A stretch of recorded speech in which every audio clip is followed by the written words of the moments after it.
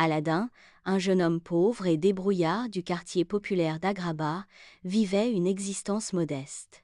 Un jour, explorant une vieille caverne obscure, il découvrit une lampe en bronze terni, enfouie sous un tas de pierres précieuses. Curieux, il la frotta, révélant un génie majestueux et puissant. Le génie, libéré de son emprisonnement millénaire, offrit à Aladin 3 vœux.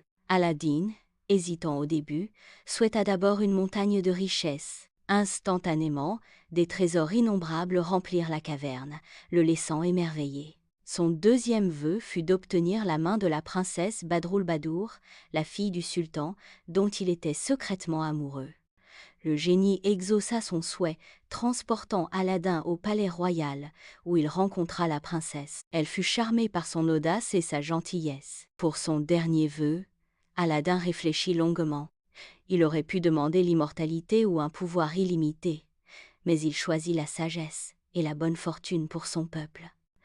Le génie, impressionné par sa générosité, exauça son vœu. Agrabah prospéra sous le règne sage du sultan, et Aladin, marié à la princesse, vécut heureux, entouré de son peuple reconnaissant. Aladin utilisa sa nouvelle richesse non pas pour son seul profit, mais pour améliorer la vie des habitants d'Agrabah, construisant des écoles, des hôpitaux et des infrastructures publiques.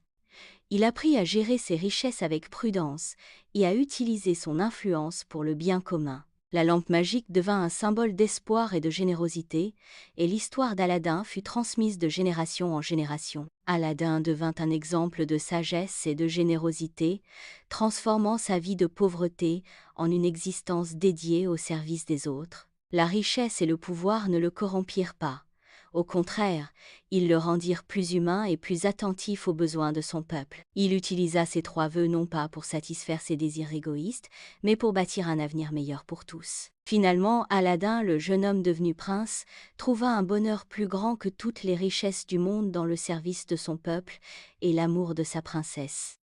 Son histoire continua à inspirer les générations futures, rappelant que la vraie richesse réside dans la générosité et l'altruisme.